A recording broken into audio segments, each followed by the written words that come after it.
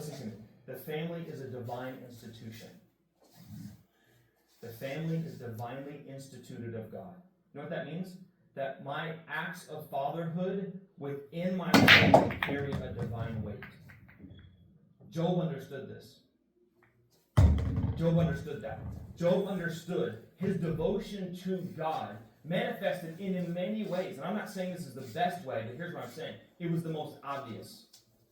It was the most visible way. If you were to look from the outside in, looking at Job's life, and say, how do I know he's devoted? Look at the fact that he constantly and consistently is giving intercession and sacrifice on behalf of those closest to him. I know many people who want to change the world, but they don't want to take responsibility for their own selves and their own families. Many people who claim devotion to God. Oh, I love God, and they neglect their family. Here's what the Bible says.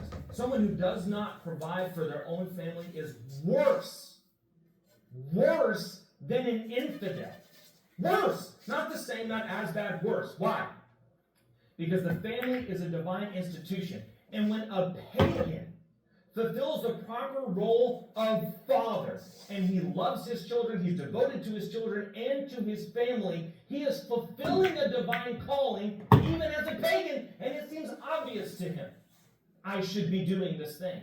Then you have us, who have all the knowledge and all the information, and yet we're not fulfilling that divine calling.